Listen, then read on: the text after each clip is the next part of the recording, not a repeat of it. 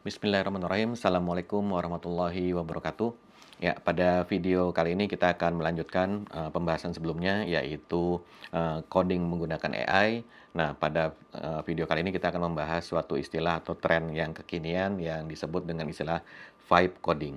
Nah, seperti apa itu vibe coding? Kita ikuti saja videonya.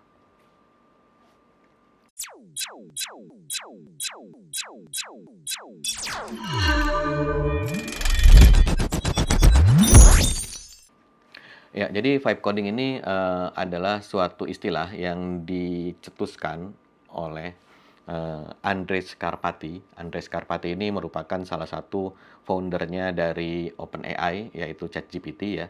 Jadi ChatGPT nama perusahaannya kan OpenAI, kemudian si Andrej Karpathy ini dulu dia sempat ikut mendirikan OpenAI, kemudian dia juga direktur AI-nya Tesla ya. Jadi dia adalah seorang tokoh lah di bidang AI ini. Nah, jadi si Andrej Karpathy ini dia pada bulan Februari kemarin ya, 2025 dia membuat posting di X atau di Twitter. Dia bilang ada satu jenis coding yang saya sebut dengan istilah vibe coding ya. Nah, ini saya buka postingnya jadi bisa baca sendiri. Nah, vibe coding ini adalah di mana kamu sepenuhnya eh, mengikuti vibes, kemudian embrace eksponensial, kemudian dan melupakan bahwa ada kode program gitu ya. Nah, ini embrace eksponensial ini juga kalau dibahas oleh banyak video reaction di YouTube, dan orang-orang rata-rata tidak mengerti juga apa sih maksudnya embrace exponential ya. Ada yang mengartikan bahwa codingnya jadi berkali lipat lebih cepat atau gimana gitu ya. Tapi intinya adalah mengikuti arus ya, give into the vibes, kemudian melupakan codingnya. Jadi nggak usah mikirin kode programnya. Yang penting kita berinteraksi saja atau bercakap-cakap saja dengan si AI ini gitu ya.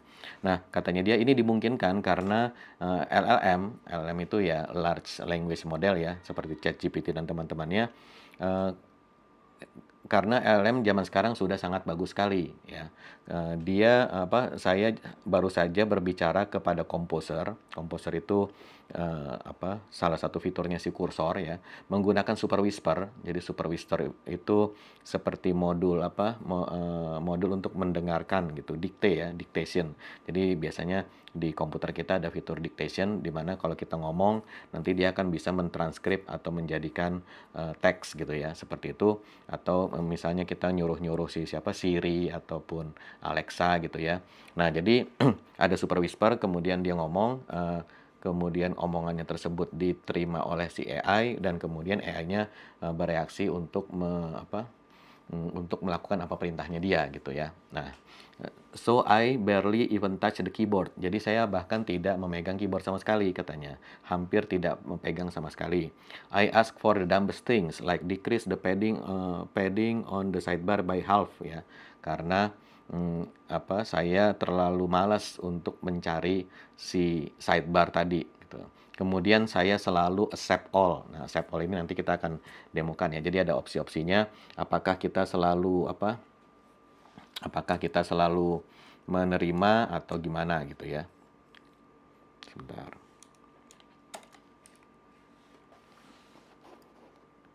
I don't read the diffs anymore. Jadi dia sama sekali dia nggak baca apa yang diketik sama si AI ya. Kemudian kalau ada error message, tinggal saya copy paste saja, nggak usah dikasih penjelasan apa-apa, nanti langsung diperbaiki sendiri sama AI-nya ya. Nah, kemudian codingnya hmm, di luar yang biasanya saya kerjakan gitu ya. Jadi intinya bagus lah gitu ya. Kadang-kadang si LLM ini tidak bisa memperbaiki bug. Jadi akhirnya saya akalin aja atau saya tanyain macam-macam sampai lama-lama bugnya benar sendiri gitu ya. Tidak terlalu buruk untuk weekend project, tapi cukup canggih lah dia bilang. Dia membuat aplikasi web, tapi ya saya nggak coding, saya cuman melihat saja, kemudian saya suruh ini itu copy paste dan mostly works. Nah, jadi seperti itu. Jadi dia nggak coding, tapi dia cuma nyuruh-nyuruh AI aja dan aplikasinya jadi gitu. Nah, jadi ya tentunya kalau ada statement seperti ini atau ada jargon seperti ini, kita harus lihat dulu siapa yang ngomong gitu ya. Seperti kapan hari si Jensen Huang, CEO-nya Nvidia bilang ya profesi programmer sudah tidak relevan lagi dan hal-hal lain yang senada gitu ya. Nah, kita harus lihat bahwa mereka ini adalah apa mm, barang dagangannya adalah AI, khusus si Jensen Huang ya barang dagangan dia adalah VGA Card ya. Jadi dia sangat berkepentingan untuk supaya barang dagangan dia laku gitu. Jadi kita harus melihat itu dalam konteks seperti itu gitu ya, bahwa dia intinya jualan gitu. Tapi kita juga tidak boleh skeptis, maka kita coba nih apa benar vibe coding itu eh, bisa ya. Nah, sebelum kita mulai vibe coding, mungkin saya jelaskan dulu bagaimana perkembangan coding dengan AI yang pernah saya alami gitu ya. Nah, ini pertama kali saya pakai itu adalah sebentar. Ini kalau saya lihat di history ChatGPT ya. ChatGPT di sini nah, di sini kita lihat yang berkaitan dengan coding.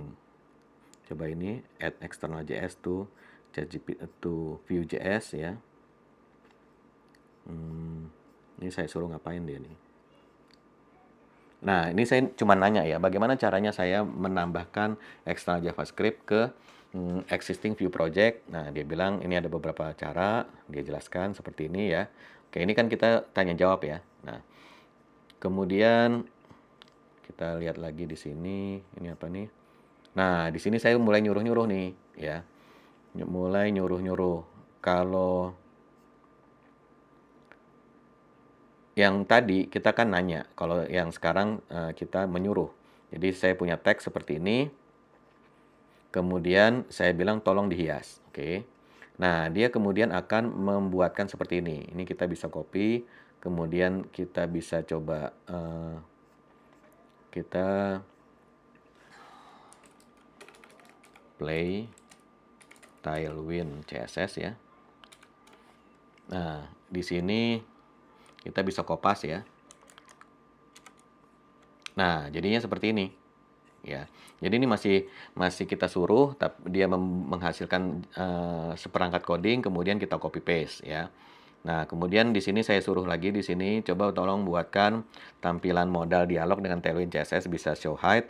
Nah, ini saya copy, kemudian saya paste di editor, kemudian saya jalankan. Atau ini kita bisa tes dulu di sini ya, seperti ini. Nah, diklik, nanti dia harusnya open modal ya, karena ini nggak ada JavaScript-nya kayaknya. Nah, jadi nggak jalan ya. Kemudian ini nanya pengecekan nilai nol, nanya ya komponen view ini juga nanya ya. Nah, ini tolong buatkan komponen ya.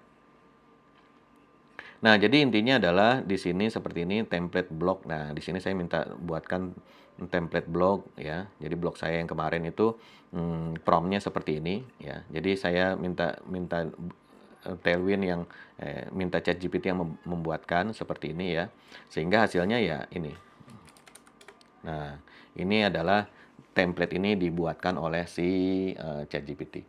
Nah, ini awal-awal saya menggunakan AI untuk coding. Formatnya adalah saya suruh dia melakukan sesuatu, kemudian dia bikin, saya kopas, pindahin editor, kemudian mungkin saya edit sedikit, atau saya perbaikin, atau kalau kurang cocok ya saya minta dia untuk perbaiki lagi. Jadi seperti ini kalau kita lihat di sebelah kanan ini kan tulisan saya, sebelah kiri kan tulisan dia ya. Nah, di sini ada ini tambahkan lagi ya. Jadi di sini saya banyak menyuruh-nyuruh dia melakukan revisi seperti itu ya. Nah, setiap kali dia memberikan feedback atau memberikan respon, maka respon tersebut saya pindahkan secara manual, saya kopas ke text editor gitu. Nah, jadi seperti itu workflow-nya atau alur kerjanya ya.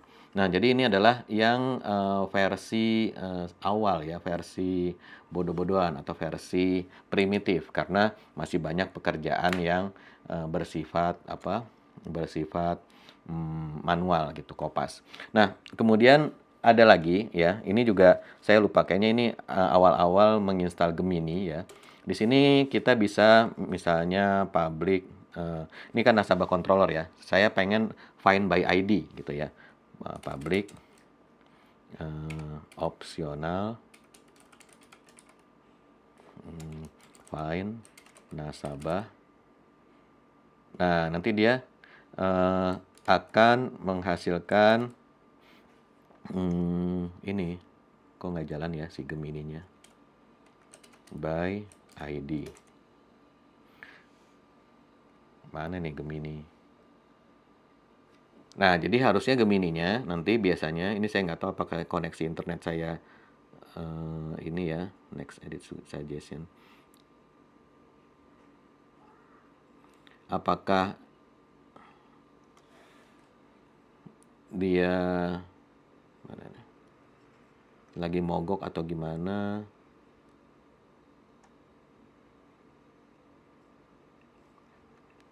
Ini harusnya dia menimbulkan ini ya.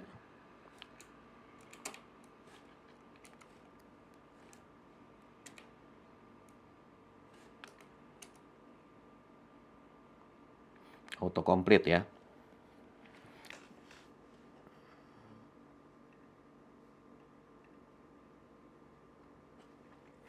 Bentar.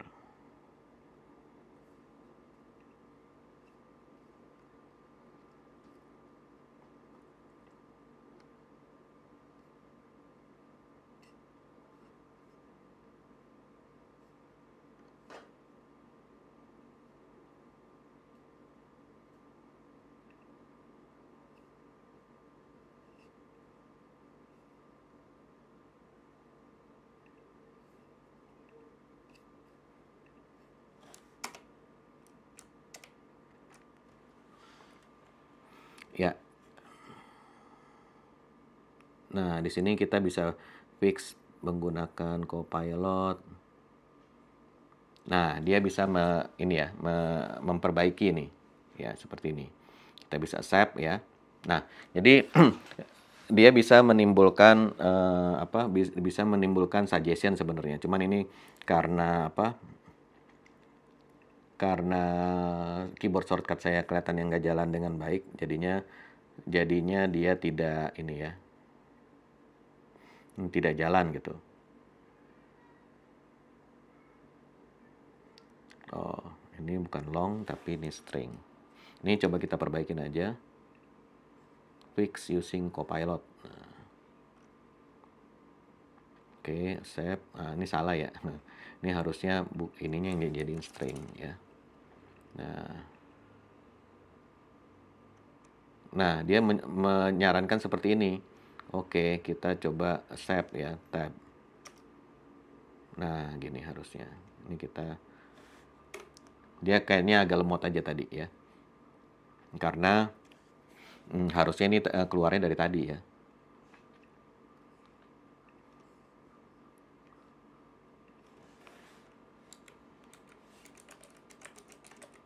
Oke. Nah, jadi ini adalah AI generasi-generasi awal. Jadi antara kita tanya ke ChatGPT seperti ini, kemudian kita kopas ke editor kita, atau di editor kita sudah ada konteks menunya untuk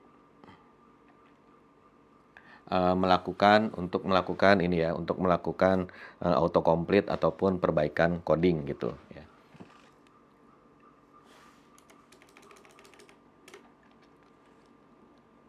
Nah, gini. Dia memberikan suggestion lagi nih. Saya tinggal pencet tab aja. Nah, jadi seperti ini. Ini error lagi. Enggak, ini berarti salah nih dia ininya. Suggestionnya kan find by ID itu sudah opsional ya. Nah, gini. Jadi harusnya nggak usah. Nah, gini. Nah, jadi ini generasi awal-awal seperti ini codingnya. Nah, ini belum masuk ke vibe coding ya, karena vibe coding itu kita udah tidak menyentuh lagi si kode program ini, jadi udah nggak coding sama sekali ya. Nah, jadi di tahap selanjutnya adalah kita menginstal si plugin tadi dan kemudian kita bisa generate ya, kita bisa generate, kita suruh dia misalnya ini nasabah controller ya. Bentar, kita lihat entity-nya apa saja, jenis transaksi.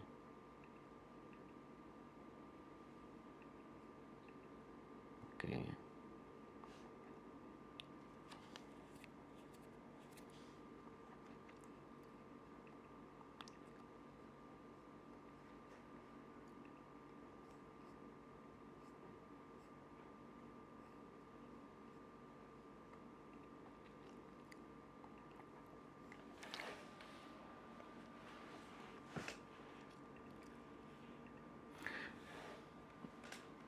Ya, jadi ini AI generasi yang terdahulu. Jadi kita menginstal dia sebagai plugin. Pluginnya dalam hal ini Copilot. Copilot kan sudah satu pabrik dengan si VS Code dan dia kemampuannya seperti itu.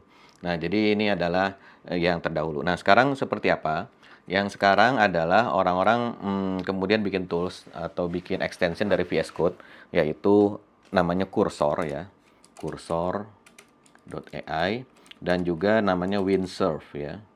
Windsurf. Nah, ini adalah editor nih seperti ini. Cursor AI. Nah, gini. Nah, ini dia ya. Jadi ini adalah dia memforking VS Code kemudian menambahkan fitur-fitur dia sendiri sehingga kita bisa coding menggunakan si AI ya. Nah, Windsurf juga sama seperti itu. Nah, tapi ini berbayar dua-duanya. Di sini ada pricingnya. Pricingnya di sini free ada 2000 kali autocomplete, kemudian 50 slow premium request ya.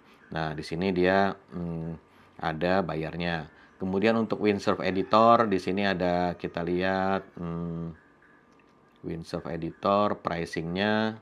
Nah, ini dia. Ya, intinya dia berbayar lah ya. Nah, kita pakai yang gratis ya. Yang gratis itu ada dua, namanya yang satu adalah client ini ya. Kemudian si klien ini belakangan dia mendapatkan ini ya, mendapatkan pendanaan atau funding. Nah, sejak dia mendapatkan funding, konon katanya, ini kata orang juga ya, saya juga baru pakai si klien ini sebentar saja, jadi nggak mengikuti, padahal dia udah agak lama sebetulnya. Katanya dia jadi lambat perkembangannya, jadi ada request orang nggak dibikin-bikinin gitu ya, seperti itu. Akhirnya di forking, orang bikin forknya, dia bikin namanya Ru code ya, Ru code. Nah, ini tadinya Ru client di rename menjadi Ru code. Nah, ini forking dari client, nih fork dari client ya.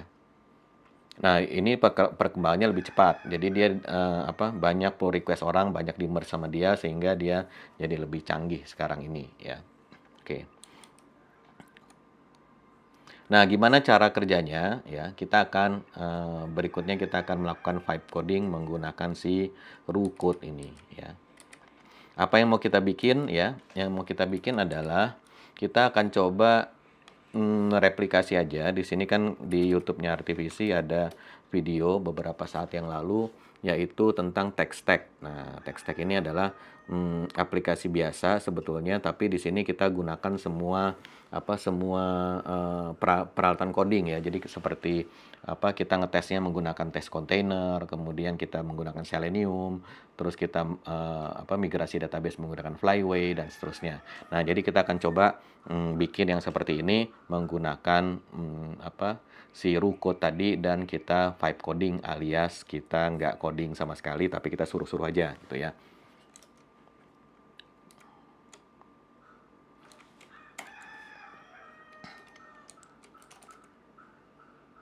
Oke, kita pertama buka terminal dulu karena saya pengen bikin struktur foldernya ya. Jadi masuk workspace, belajar, mkdir, belajar, vibe, coding, cd, oh udah ada. Ini hasilnya nyoba-nyoba kemarin kayaknya. Nah, kita bikin baru ya. mkdir, belajar, vibe coding, cd. Oke. Nah, di sini saya buka Visual Studio Code ya. Nah, kemudian kita akan ini kosong ya, ini masih kosong. Kalau kita lihat di sini ls-l ini kosong. Nah, sekarang kita akan buka extensionnya. Kita nanti bisa install client atau kita bisa install raw code ya, seperti ini. Cara nginstalnya gimana? Di sininya sudah ada cara nginstalnya, nanti bisa diikutin sendiri ya. Ini download on Visual Studio Marketplace ya. Nah, kemudian setelah diinstal, kita harus memilih ya, memilih model apa yang kita mau gunakan nih.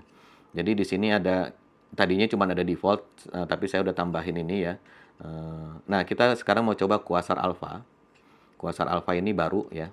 Ini kalau kita lihat di sini YouTube Quasar Alpha, ini banyak sekali.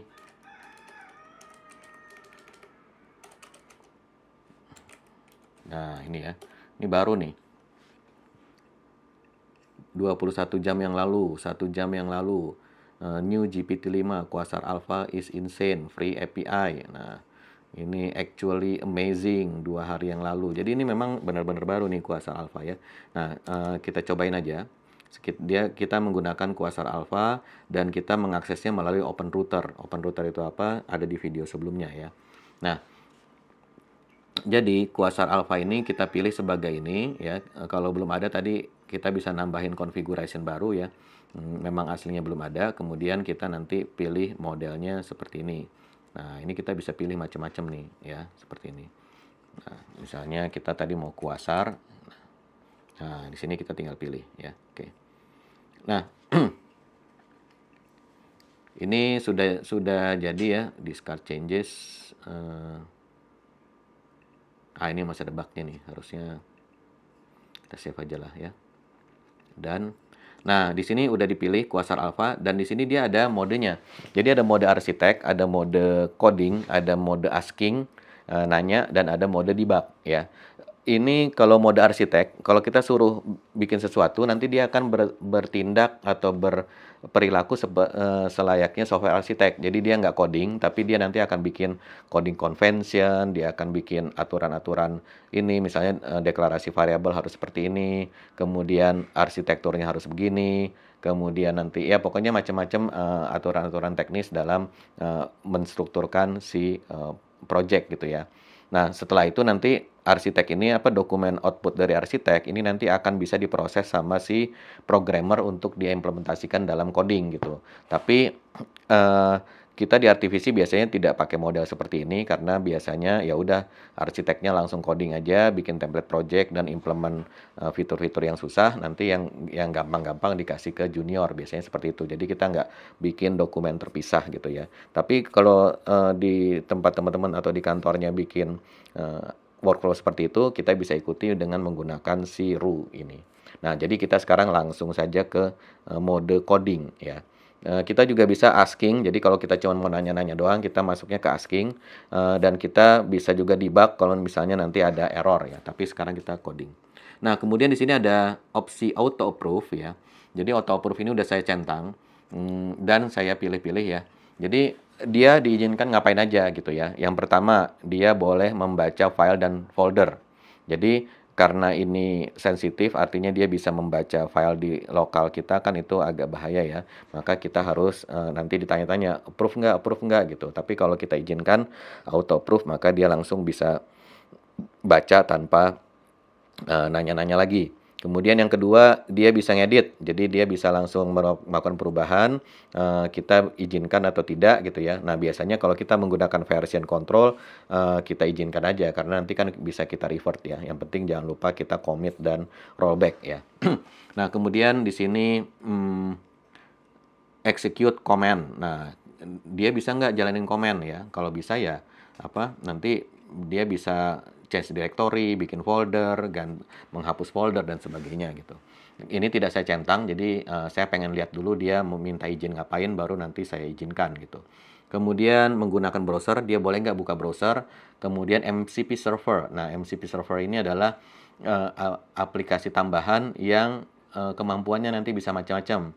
Bisa buka browser, bisa kemudian baca tulis file, kemudian bisa disuruh bikin Figma segala gitu ya, terserah. Pokoknya tergantung MCP server yang ada, yang tersedia apa saja kemampuannya gitu ya. Kemudian switch mode ini ganti mode tadi arsitek atau programmer ya, dan lain-lain. Retry, jadi kalau dia gagal, retry-nya otomatis atau nanya dulu. Nah, ini saya suruh nanya dulu aja. Oke, jadi ini settingan auto approve ya. Nah, sekarang saya mungkin bikin readme dulu ya. I want to ini saya prompt-nya semuanya bahasa Inggris ya, karena ya lebih lebih enak aja gitu kalau kita pakai bahasa Inggris. I want to create e-wallet application. The the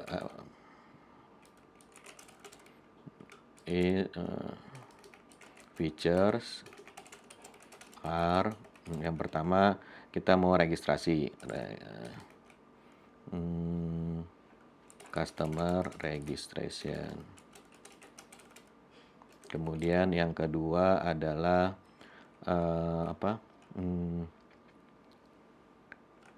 deposit create wallet per customer.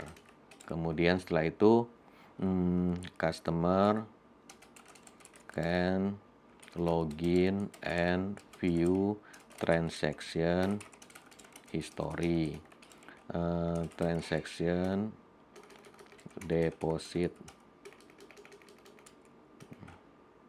wallet amount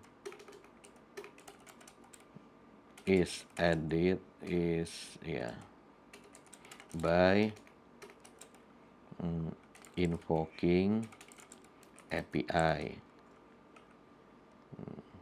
REST API.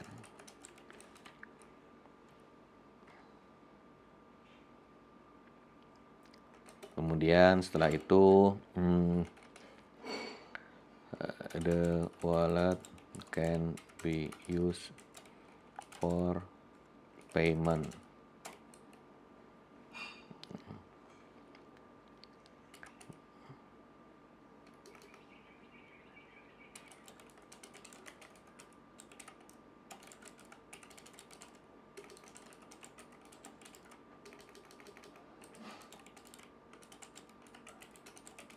Oke, nah ini aplikasi yang mau dibikin, kemudian kita sebutkan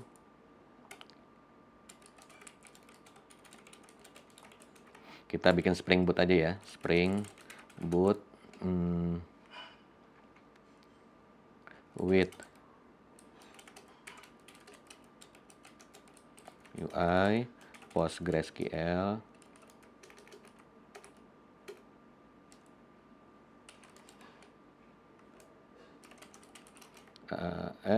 saya salah mencet enter ya, ntar dulu.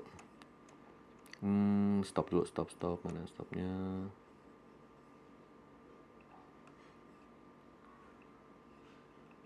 Cancel, see more. Ini harusnya ini ya, belum di enter. Stop dulu aja. Delete. Nah,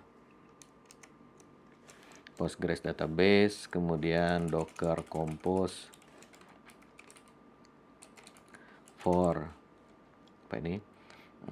Local database. Kemudian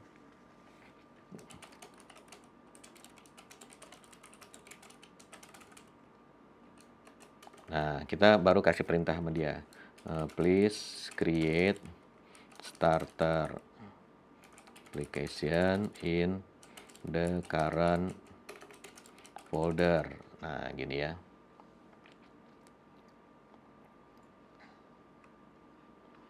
Oke, sekarang kita coba jalanin.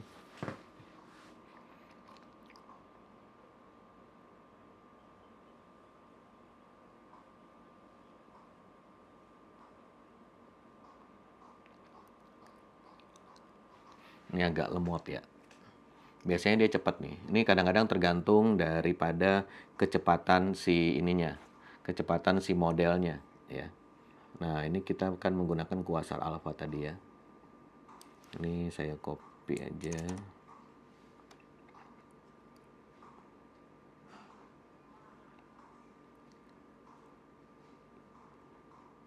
Nah, ini kelamaan ya. Lama banget, harusnya nggak selama ini. Kita cancel aja. Kita ganti Gemini aja. Nah, Gemini ini kita menggunakan ini ya. Kalau kita edit sini, Jadi Gemini Pro 25 Pro, kemudian versi sekian. Nah, ini harusnya lebih cepat. Kita coba tes. Oke, enter.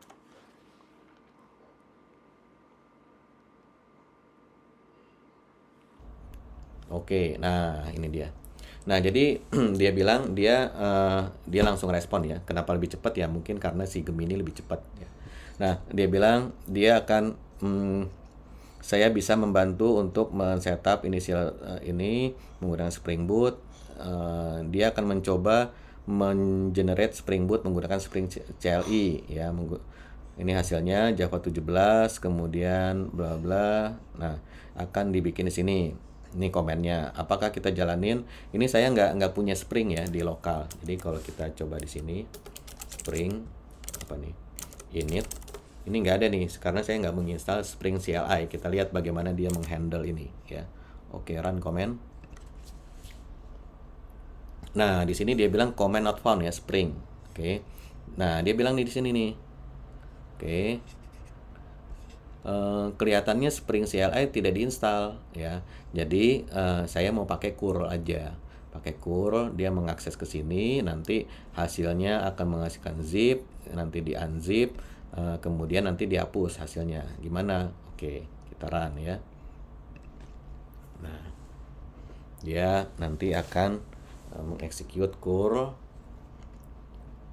Nah, habis itu dia bikin ini Docker Compose ya. Seperti ini.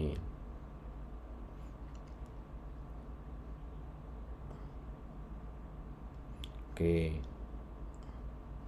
Nah, kemudian setelah itu nanti biarin jalan dulu ya, nanti kita akan review. Oke. Kita lihat di sini API request jalan, kemudian dia akan bikin Docker Compose YAML. Ini dia bikin Docker Compose. Kemudian ini dia bikin volume ya, use. Setelah itu dia akan mengkonfigur application properties. Kita lihat nih di sini udah jadi belum? Belum jadi ya. Kenapa? Karena mungkin tadi downloadnya gagal ya. Mana tadi sih? Karena dia gagal mendownload. Oke.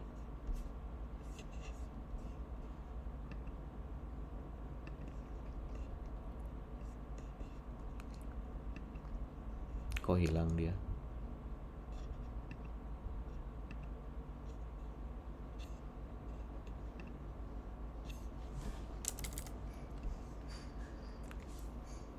Jangan-jangan crash.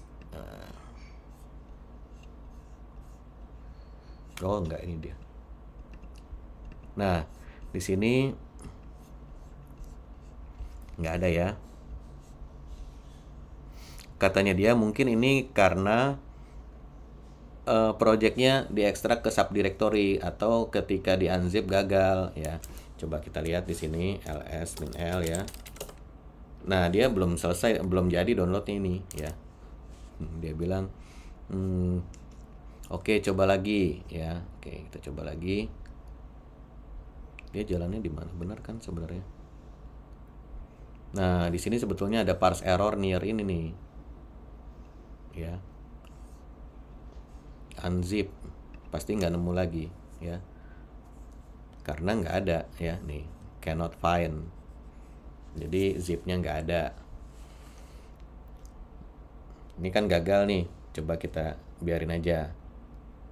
Dia masih coba-coba terus ya.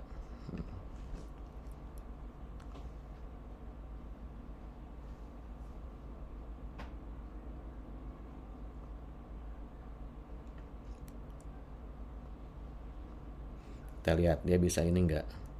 Nah, dia bilang akhirnya dia menyerah ya. Nggak bisa lah, let's switch strategi katanya. Daripada menggunakan curl, saya mau bikin POM XML aja katanya. Oke, nah dia bikin ya. Nah, bikinnya error katanya. Coba saya mau tulis ulang.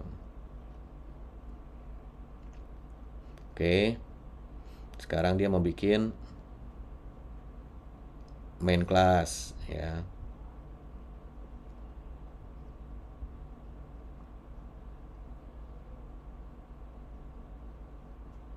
Oh,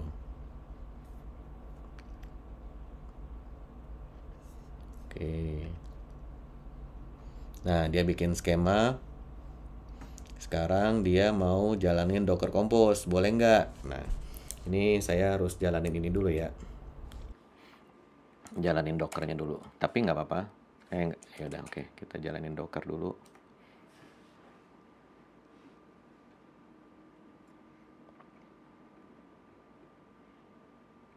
Oke, nah baru kita start ya. Dia bilang dia mau jalanin Docker Compose up, kemudian dia mau jalanin MVN Spring Boot Run. Start new task, oke. Kok ini sih salah ya? Tadi yang ini. Nah, next step, kok completed?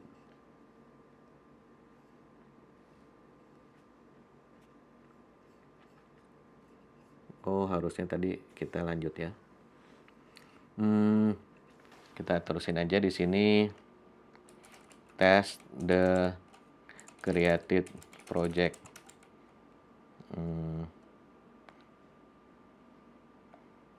Struktur.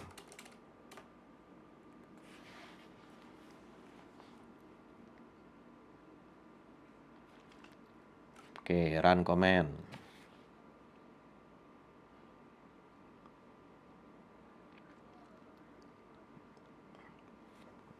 Jalanin aplikasi.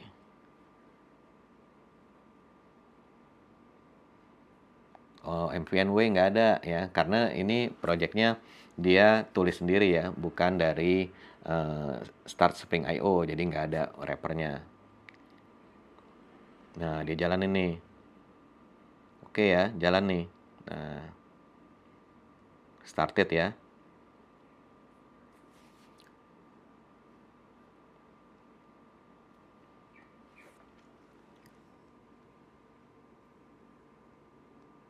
Nah, kita biarin aja dulu. Dia bisa nggak memahami bahwa ini udah start gitu. Sambil ini kita lihat di sini. Di sini belum ada entity ya.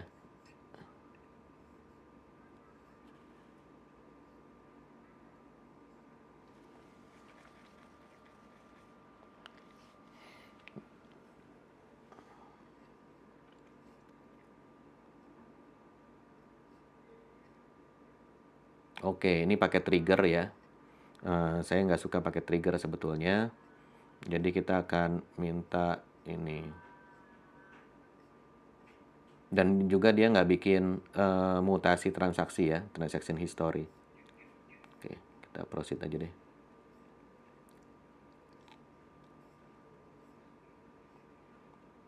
Oke, dia bilang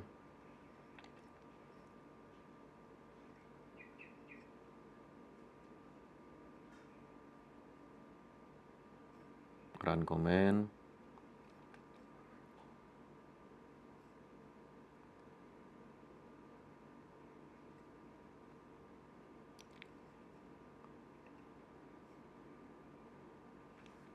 Dia ngecek skema database ya.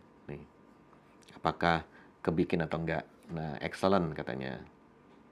Oke, nah sekarang udah jadi katanya kamu bisa melanjutkan untuk mendevelop e-wallet feature. Nah, tapi di sini memang walaupun dia bisa generate segala macam, tapi kadang-kadang kita harus cek juga ya seperti ini. Saya nggak suka pakai trigger ya. Jadi saya mau minta diganti ya. Kemudian yang ini juga saya nggak suka pakai ini, big serial. Saya minta diganti tipe datanya string. Oke, nah mungkin saya akan suruh dia bikin ini dulu, entity class ya. Kita lanjutkan aja di sini. Create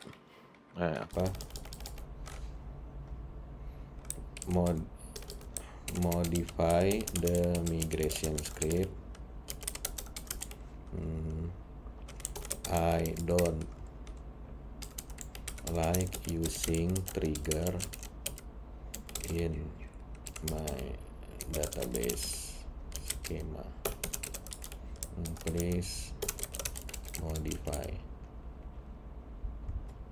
Nah gitu.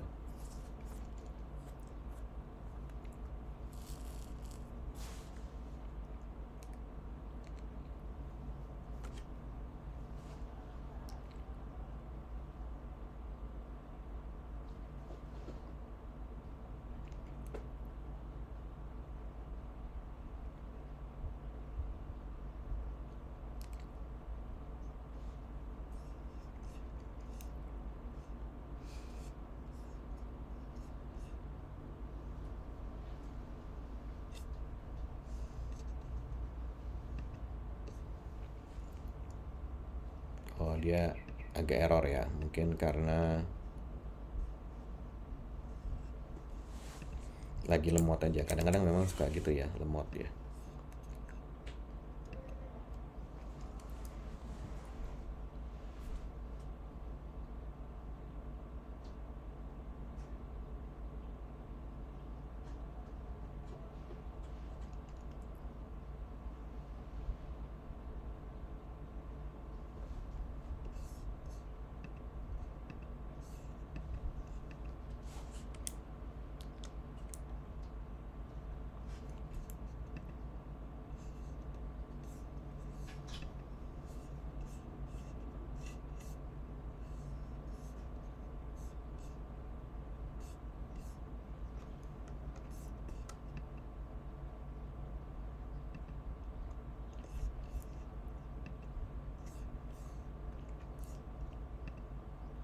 Ini belum ada cancelnya kayaknya.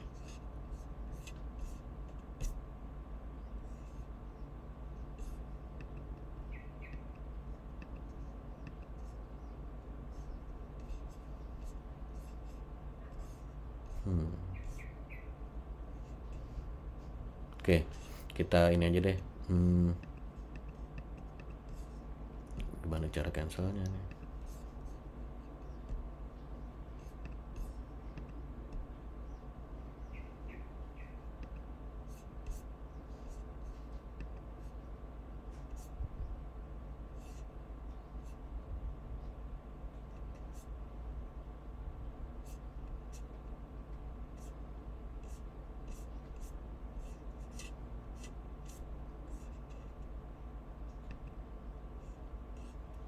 Start new task aja ya. Modify the migration script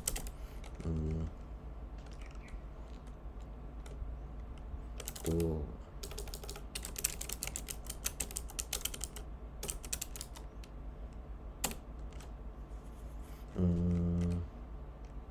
last update should be taken from using Hibernate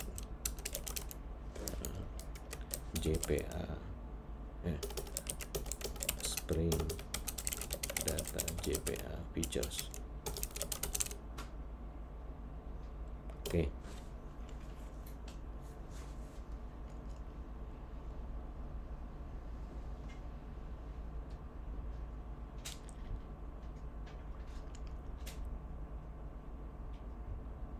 Nah, ini errornya ya. Jadi kita melebihi kuota. Nah, gini ya.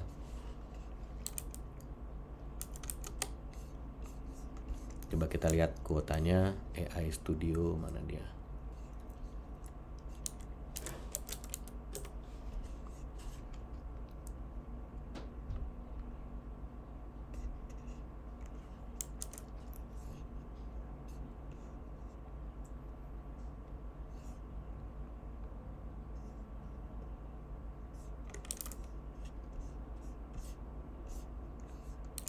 Coba retry lagi sekali lagi deh.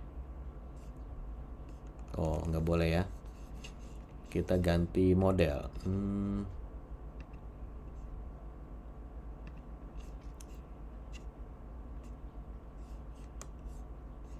Oh, nggak ada. Oke. Coba kita ganti akun.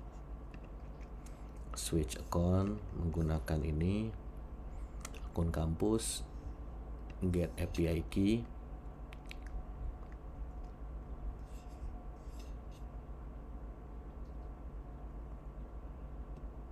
Create aja ya.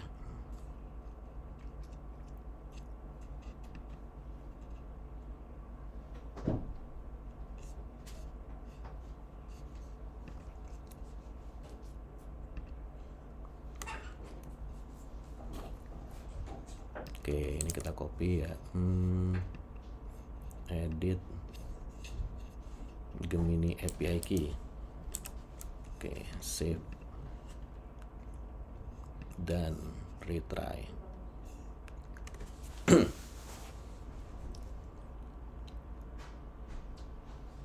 Oke, ini udah jadi ya. Dia bilang udah di remove. Oke. Ya. Nah, sekarang kita akan suruh dia untuk bikin entity class ya.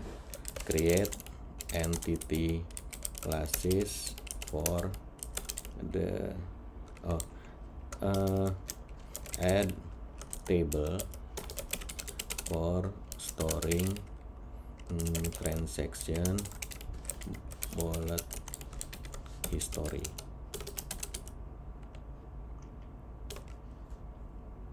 Jadi ini kan baru walletnya ya, kita pengen ada historinya ya. Nah ini dia wallet transaction, koneksinya ke wallet ID, tipe transaction.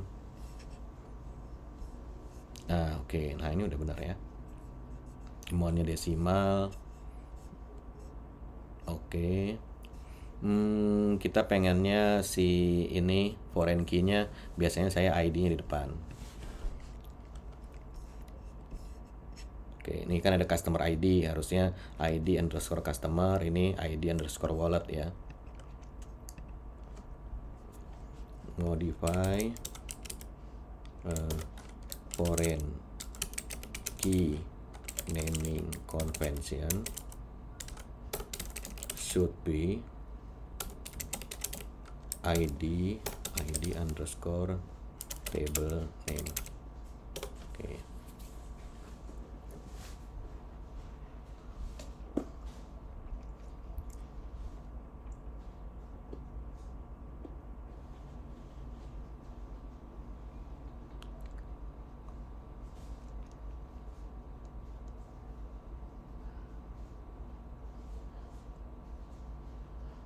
Ya, udah diganti nih. Oke. Task completed. Oke. Nah, ini udah bener ya. Sekarang kita mau bikin entity class. Create entity classes for the tables.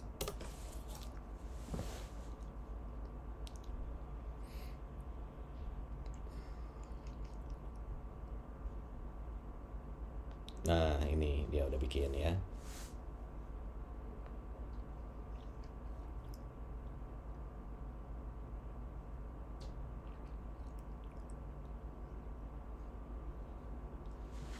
Nah, di sini dia menggunakan annotation Lombok, tapi kan error ya. Dia tambahin tuh Lombok sendiri.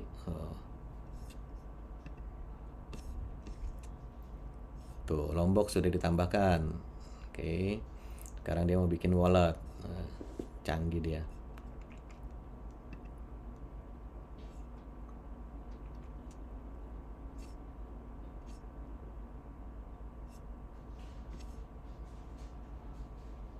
Nah, ini dia menggunakan ini ya. Update timestamp, creation timestamp. Ini menggunakan ORG Hibernate. Saya nggak mau. Saya maunya pakainya Spring Data JPA. Use Spring Data JPA for created and updated timestamp instead of Hibernate.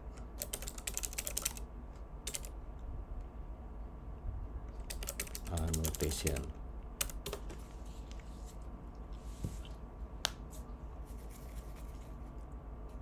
Nah, you are correct. Spring Data JPA punya sendiri. Oke.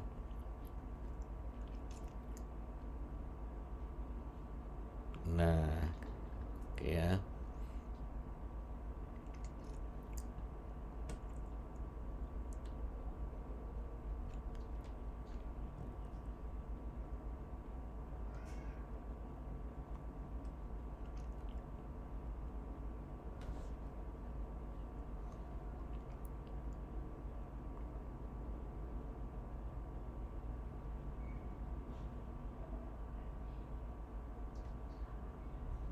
Kayaknya overload lagi karena dia sudah ini ya, sudah kebanyakan request. Namanya juga gratisan.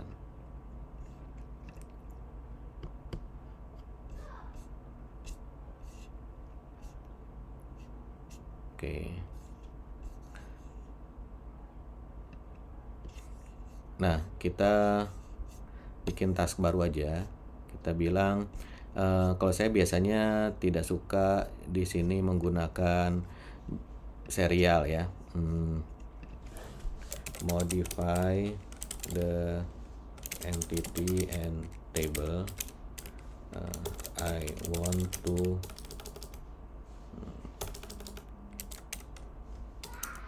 I don't like using auto increment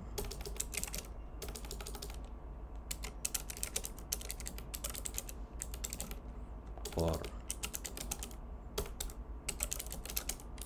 use UUID instead. Oke.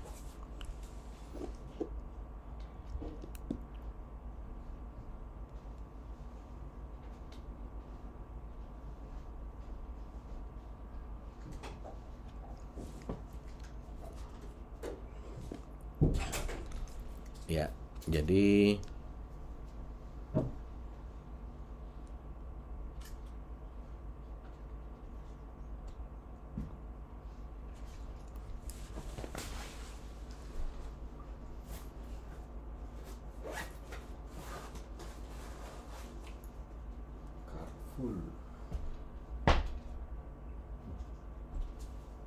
udah full mungkin.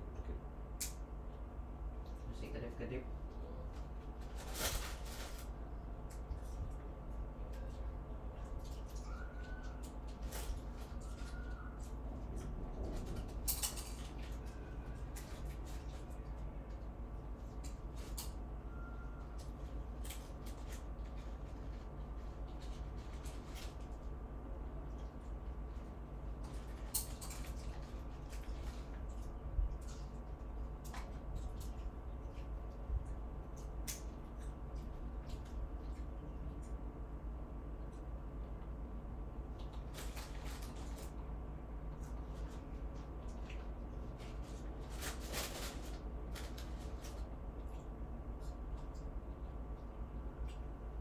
Apa deh?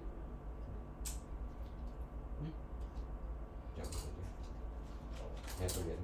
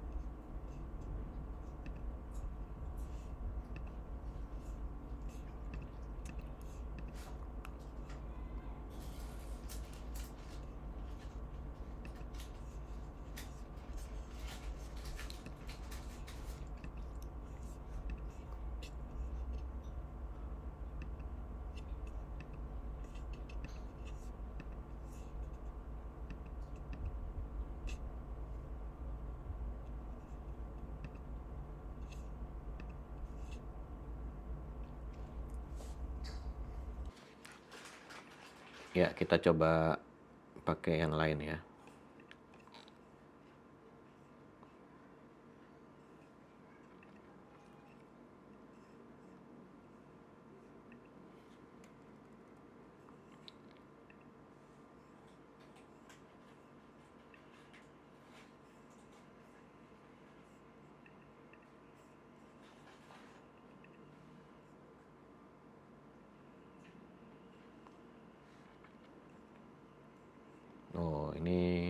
Kalau pakai DeepSeek dia kegedean. Oke, ini ada opsi compressed prompt. Coba kita tes. Retry.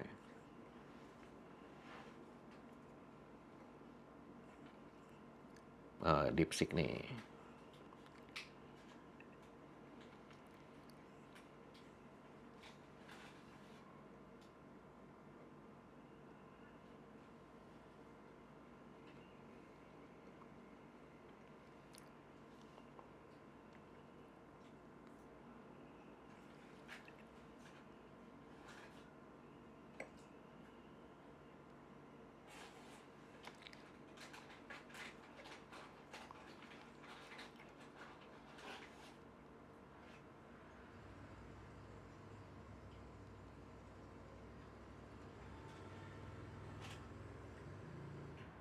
Oh, dia agak slow ya, si DeepSeek. Jadi dia satu-satu. Mungkin ini karena keterbatasan ukuran promptnya, sehingga dia harus bolak-balik ngirim ya. Kalau tadi si Google lebih sakti dia, cuman ya itu tadi berbayar. Beberapa hari yang lalu sebetulnya dia masih gratis ya, artinya masih kita bikin kayak gini, saya udah coba sebetulnya. Jadi dia jalanin seperti ini ya lancar-lancar aja gitu, nggak ada limit-limit. Tapi sekarang mungkin karena sudah banyak yang pakai, jadinya sudah mulai diberlakukan limitnya, sehingga kalau kita kebanyakan request nanti dia komplain dan dia bilang sudah melebihi ambang batas ya, melebihi kuota gratisan. Mungkin kalau kita bayar ya bisa, cuma nanti di sini ada API cost-nya nih, jadi bayar nih $0,08 ya. Berapa tuh? Coba kita lihat di sini. 0,08 kali 17.000 ya hari ini. Nah, salah ya. Pakainya koma 08 kali 17.000. Nah, jadi 1.300 ya. Ini API cost-nya. Coba kita lihat ke open ininya. Open router AI. Nah, ini dia.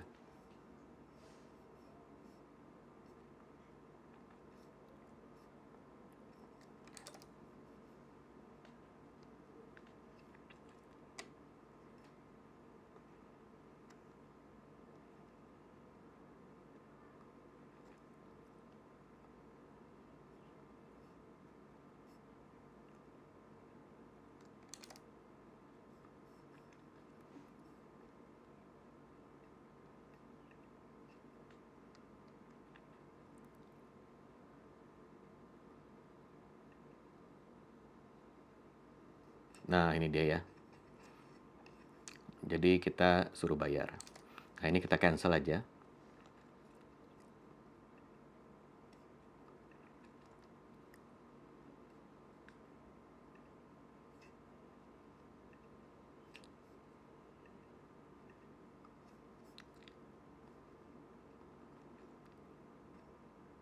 Ini kelihatannya juga sudah melebihi ini kuota ya, karena kita masih pakai paket gratisan.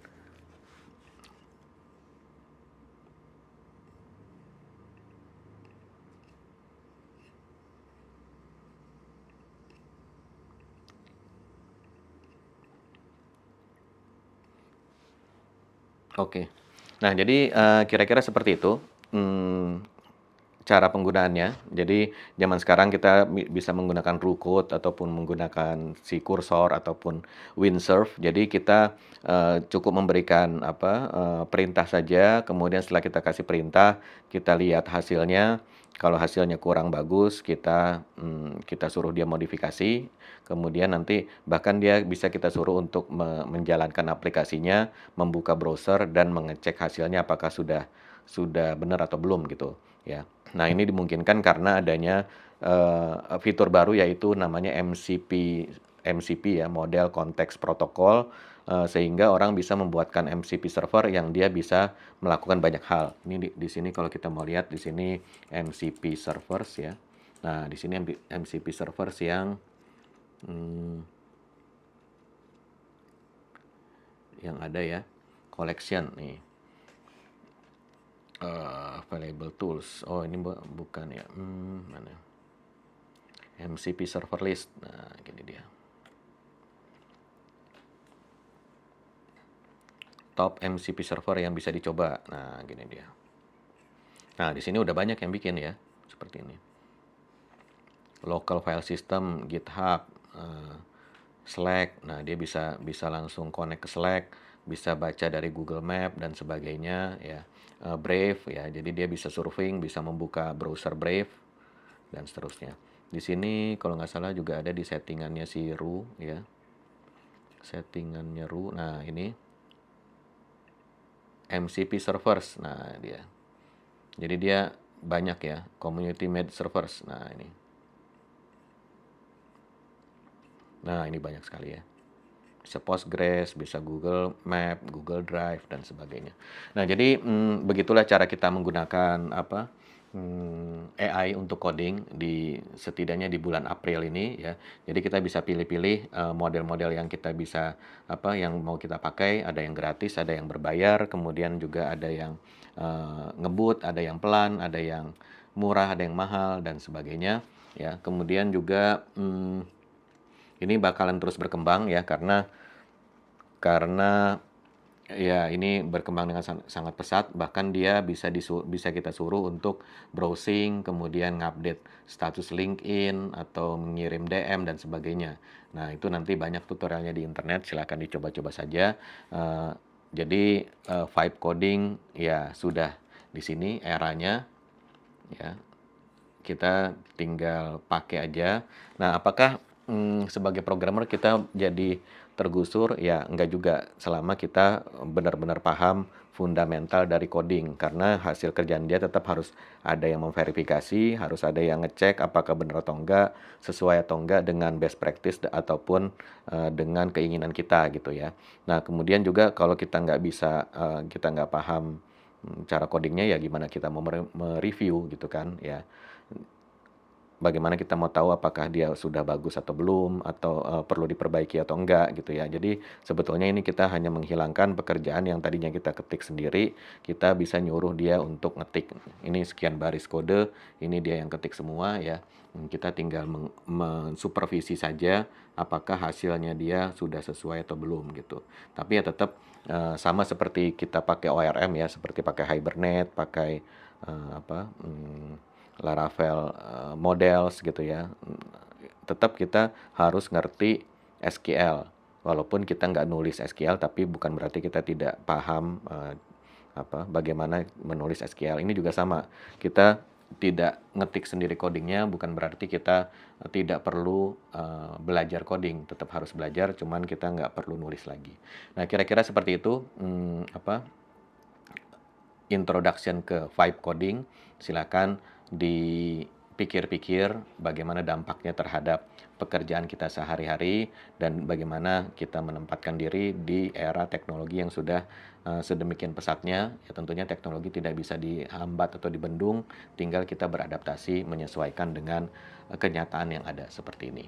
Terima kasih sudah menonton, mudah-mudahan bermanfaat. Sampai jumpa di video selanjutnya. Assalamualaikum warahmatullahi wabarakatuh.